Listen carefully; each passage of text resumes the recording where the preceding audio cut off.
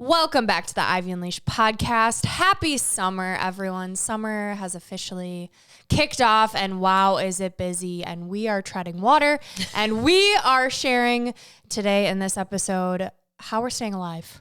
And for me, like, I feel like I'm like thriving in chaos is what I feel like. I'm just starting to get like more flexible with the house is just going to be housing. It's going to be closed places, a lot more dishes. Kids are home. I'm the house that everybody's kids are trudging through and playing here. And I'm like, you know what? This is good. It's good they're here. It's okay. It's messy. I have to like not let it get me grumpy and stressed out, you know? Embrace the chaos, which is not easy to do, especially when you thrive in organized areas and environments. Yes. How are you handling that switch? What are you telling yourself that is actually helping? You know, I think a big thing that helped a lot was being gone for 12 days. I really That'll think, do it. like, I know it's a privileged thing to say, like, go on vacation, but like, get away from your home for a bit. Do something that will help you recognize the beauty of your home, even if it's a messy home. Like, I really appreciate the fact that, like, I've got kids growing out of clothes and there's clothes everywhere that I'm like taking out of their drawers, and it can feel like a lot because it is a lot. It's another thing to do and it creates a mess. But I think the gift in it is like, I'm trying to make my life more simplistic, right? I'm trying to organize more and clean out what doesn't fit them or whatever, or gift it to someone that might need it. But I think being gone, everybody appreciates each other more. You know, 12 days away from your kids, like that is the longest I'd ever been away from them.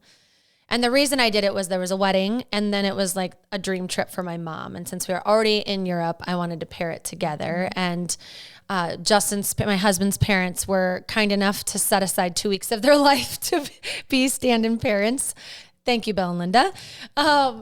And I just appreciate everything. I was walking through my neighborhood yesterday, and I just appreciate how beautiful it is here. The landscaping in my neighborhood, or in Maple Grove, I was looking at the fountain. It's like things you drive by, things you walk by in your home, messes that you like, that drive you crazy. Like, I appreciate them. Like, I think sometimes you need to step away from your life and get out of your bubble, get out of your head, get out of your routine to see what needs to change, what you love about it, and kind of recognize the gifts in it too. Yeah.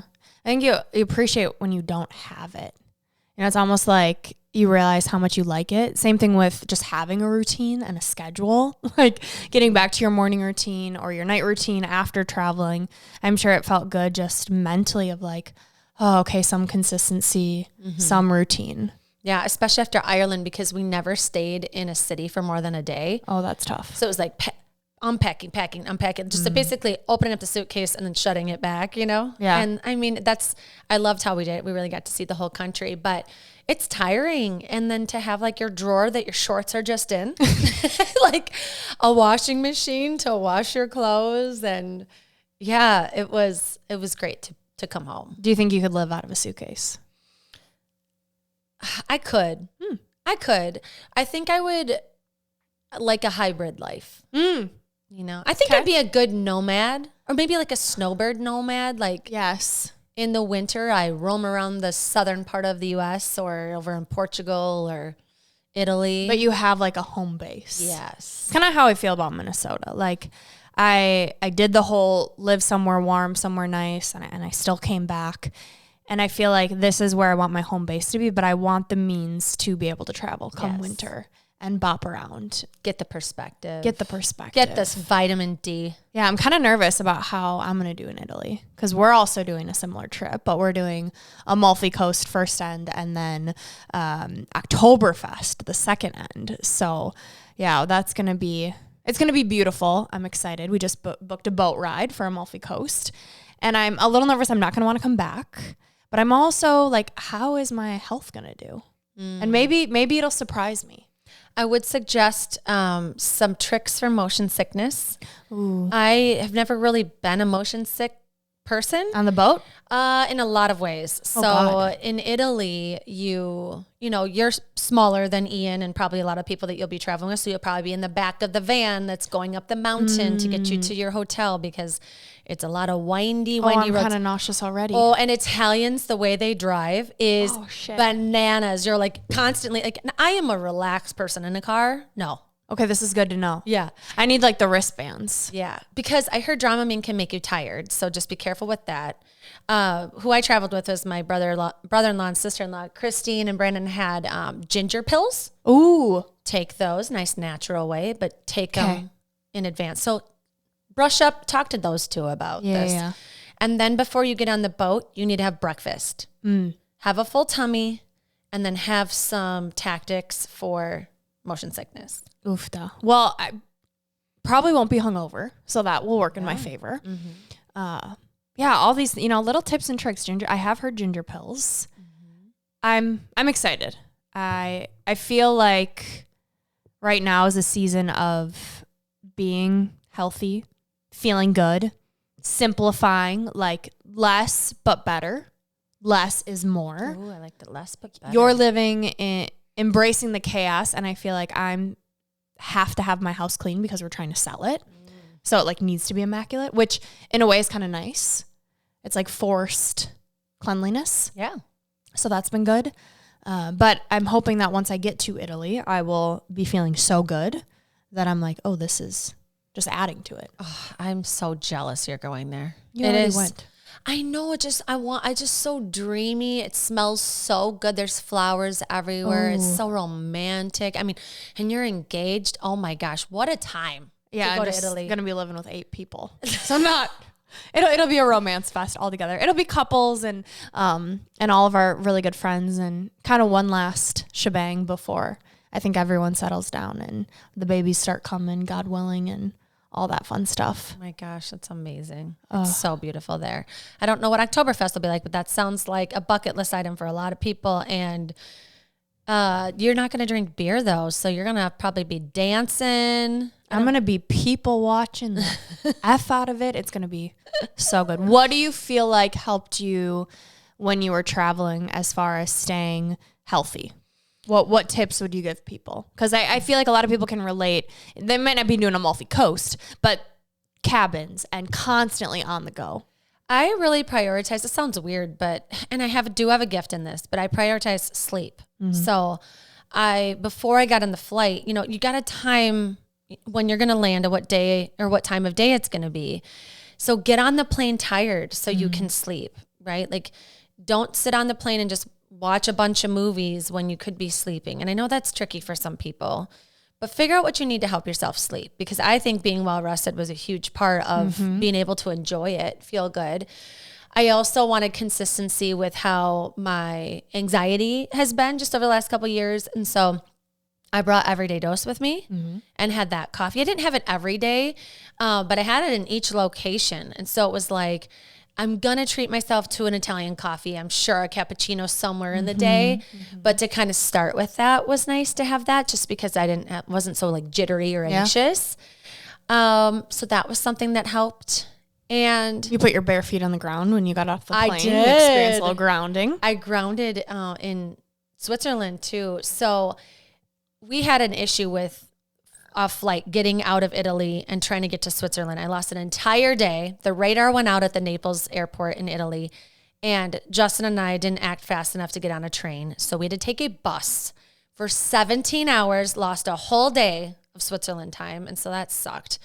But, so many lessons in it. And I do think now it happened for a reason. And like in the moment, you're like, why is this happening to us? Like, why? Like, I just think it really helped us appreciate the second part of our trip. The first part of the trip was gorgeous, beautiful, dreamy. And then it was like a new part. We were meeting my mom for Ireland to go there after Switzerland. So grounding in Switzerland, when like the bus stopped, it was like we had to get our passports checked between Italy and Switzerland. And it took probably 30 minutes. And I was like, well, I have cankles from sitting on this bus for over 10 hours now. I'll share a picture of this. It was so bad. So I took off my shoes, took off my socks, walked around in the grass for 20 minutes, and I think it helped. How'd you feel after? I mean, I had to get back on that bus for another like 5 hours or so. So that was kind of a bummer, but I knew it was ending. So I think it was like a relief. It felt good to get out, get fresh air, step on the ground. I'd be doing legs up the wall, using the bus as the wall. Yeah. I mean, Justin and I have really long legs. We are not meant to be in a bus for 17 hours. Yeah, that's tough. That'll make you appreciate having a wall back home and not needing to be on a bus for 17 hours. Oofta. Yeah. What do you think you're going to pack that you need from home to like feel okay on your trip? Oh, good question. A bag full of supplements. Just kidding. Definitely my smidge magnesium. That is like the one thing that I think if I could take one product or had to only take one product, it would honestly be that, because it supports sleep. It supports waking up feeling well rested. I can easily go to the bathroom. The anxiety, the stress piece, it's made such a difference. So that will definitely be in the bag. Digestive enzymes, because I'm going to be eating a lot of things I don't normally eat. I'm very hopeful that, the foods over there are supposed to be better. So I'm excited to see how my tum-tum does with that. And on menus in Italy, they have like a key at the bottom that says it's like 1 through 10, like top 10 allergens, including gluten. And if has gluten in it, it will have like a number by it. Or if it has peanuts, or if it has soy or dairy. Again, why would I come back to the US? I know. Anyway, so yeah, definitely smidges, magnesium, digestive enzymes. Love those.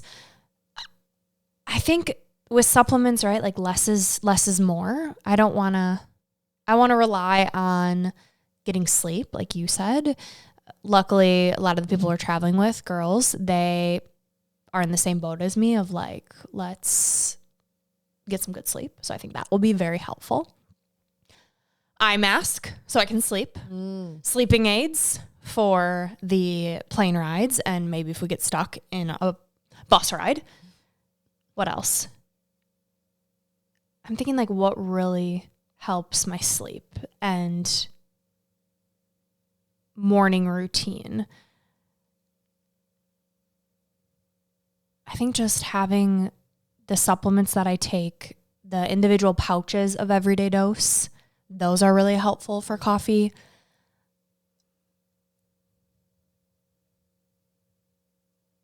My Kindle, so I can stick with the same reading before bed, reading in the morning, reading on the flight, all those things, headphones, the usual.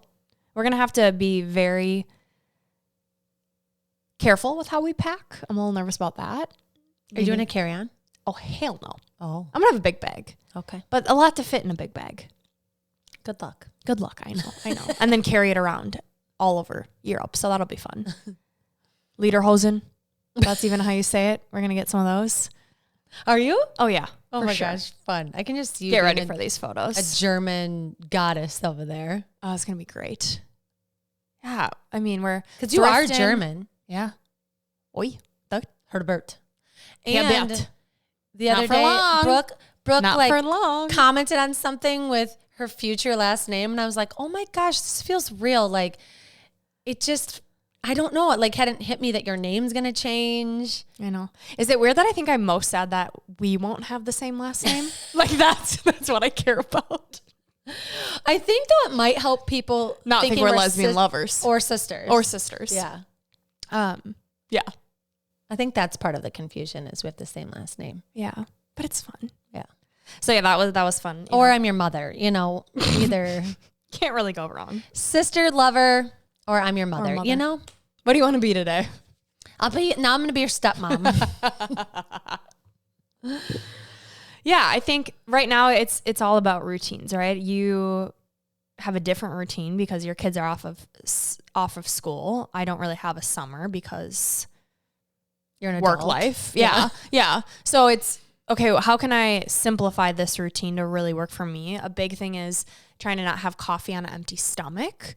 So some things that I have found that help wake me up in the morning without needing to immediately go for coffee, which I'm very proud of myself because this has been a journey. Can you talk about why, not just like hormones, but like why you're trying not to have as much caffeine? Well, I definitely want to reduce stress and help support my cortisol. Also in the morning, my circadian rhythm. So like allowing my body to do its thing naturally instead of just like forcing a bunch of caffeine. Like your cortisol's highest right when you wake up anyways, and then dumping a bunch of coffee. Also, it doesn't help my stomach. I feel like, which I know a lot of people. And then the crash. Like I was so tired And I find when I have less caffeine, my energy is way better. And it's like, I know these things, but habits are tough to break, man. Like, we all know this. Yeah. And I look forward to that coffee, or I have. So what I've been kind of doing instead is this functional nurse practitioner that I'm working with, she has me on a like vitamin B complex that helps with energy. You have to take it on an empty stomach. So I've kind of tricked my brain into, okay, here's a different way I'm getting energy. So I wake up in the morning, I scrape my tongue, get that bacteria off your tongue, you know, your copper tongue scraper, brush my teeth, I go downstairs, I squirt the little B12 vitamin under my tongue as I'm making either my electrolytes, or I've been doing Kion amino acids. And those are supposed to help with protein, right? Building protein, building muscle, and all the things. And it gives you a little bit of energy. So I'm like, okay, I'm just swapping the coffee for a different type of energy. I like it. Okay. So that's been helping. And then when I do have coffee, just not having it on an empty stomach. Yeah. So those are kind of my workarounds for the morning. I like to read in the morning, trying to get in a good workout routine in the morning, getting sun in my eyeballs in the morning. I think for the longest time I would wake up in the morning and I would just think about like all the to-dos. And so the anxiety would already be high. And then I'm trying to get the energy to do all the to-dos. So then I would drink the coffee, and it just wasn't helpful. Yeah. Like, I want more of a peaceful, calming morning. So giving myself enough time, waking up and like enjoying how good it feels in my bed. Right now I'm rewiring my brain for the minute I wake up, like, how can I look for gratitude? And that's a practice. So that's the current practice. And then in order to feel okay waking up in the morning, getting enough sleep. So nighttime routine, smidge of magnesium, having a certain time that I put away my phone and my devices. Like, I've been doing this for a while, and it's like number one recommendation. Like 8 o'clock hits, phone is on do not disturb. It's on the charger. I am doing my skincare, nighttime supplements. I'm watching a show from 8 to 9, like that. This is my ideal routine. 9 o'clock comes, TV's out, reading, and then I can easily fall asleep. And it's great. I feel like that's like the pinnacle routine. I feel like everything in my life is so opposite of that right now, where it's like I have to be flexible. Like, kids are home, you're a parent, you never know what's going to happen. You've got sports that go till 9. It's light out. They want to play tennis at 9 o'clock and the sun's still out. I'm like, what am I going to say? No. Like, you want to play tennis with your brother in our little safe neighborhood with your buddies? Like, it's so hard to get that like bedtime routine right now. But they do have activities too. Like, they're at Vacation Bible School at 9 a.m. So it's like summer's just so tricky when you're a parent.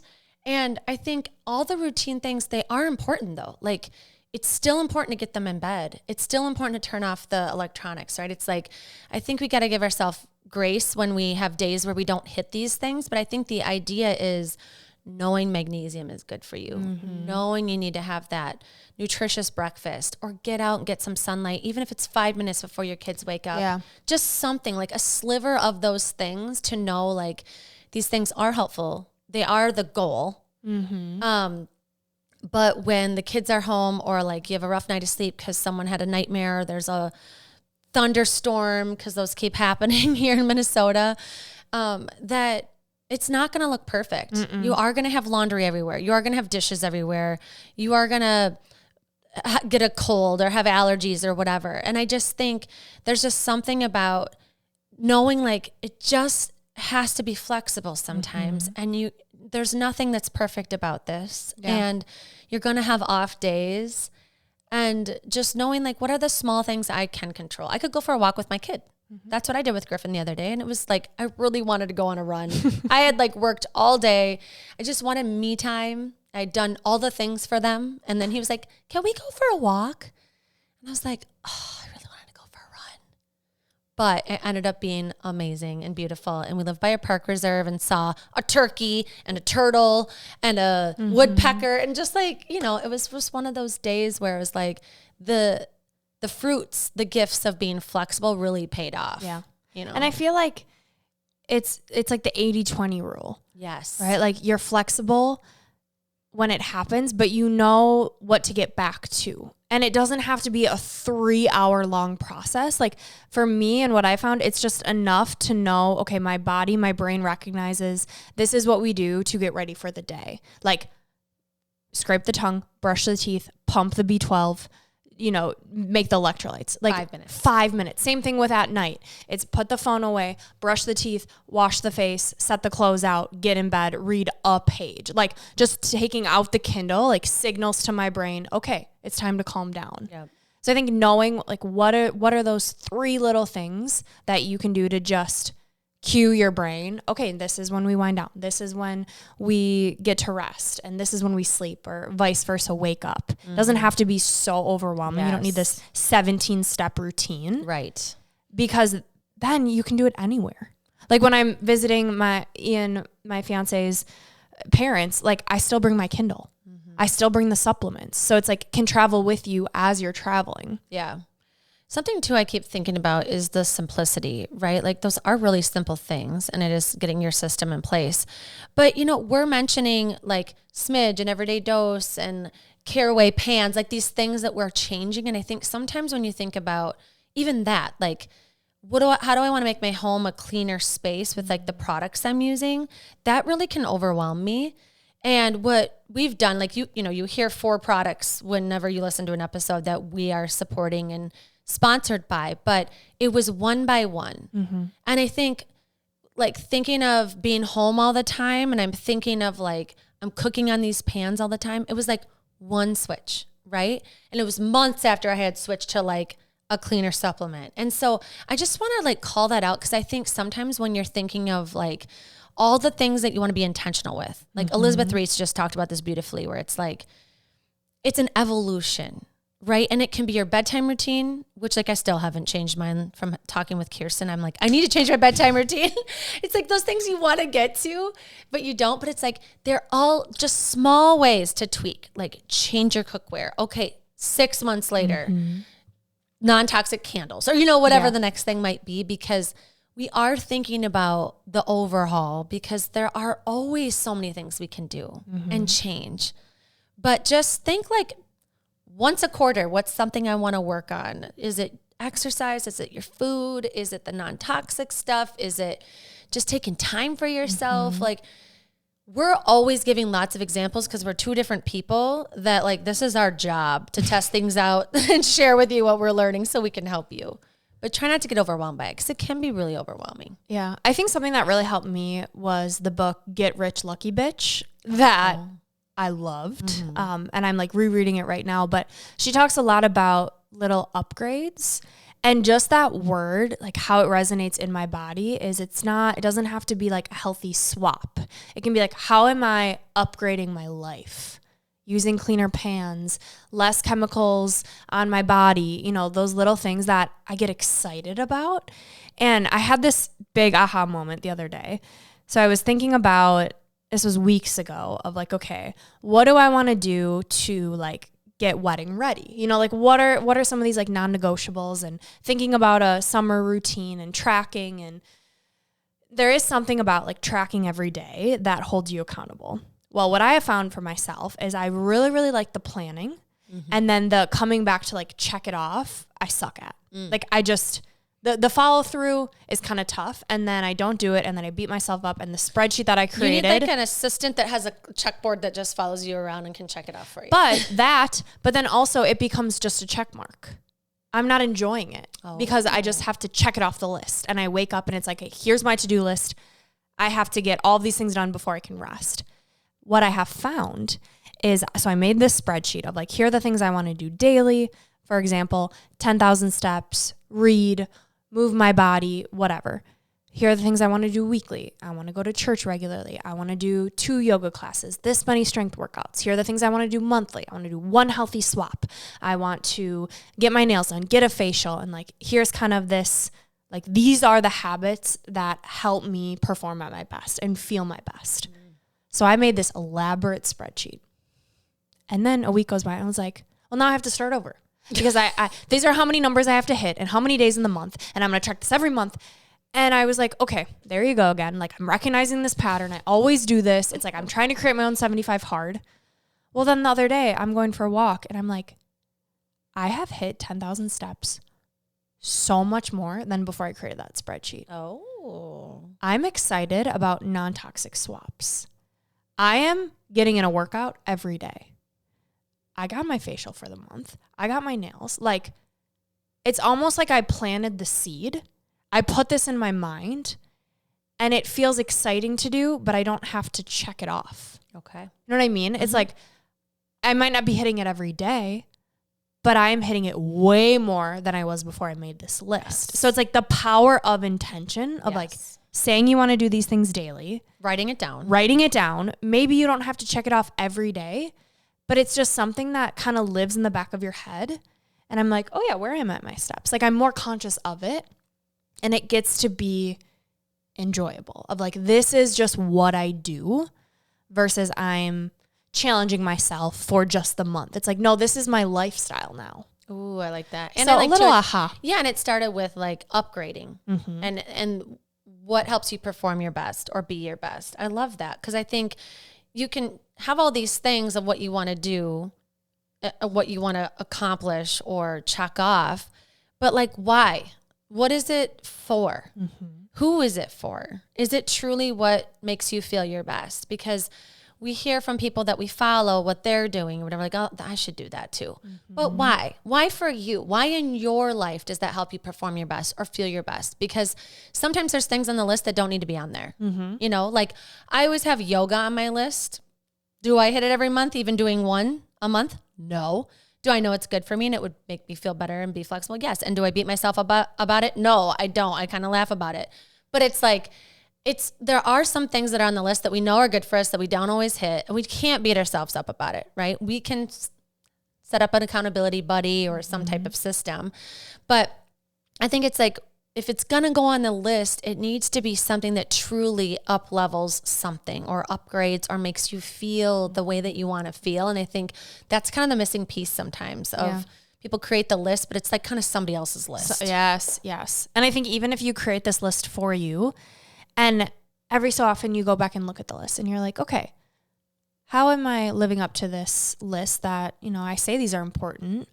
Am I hitting it more? It's almost just like that check-in of, okay, let's just audit, but without needing to check a certain box. Like that has been really freeing for me.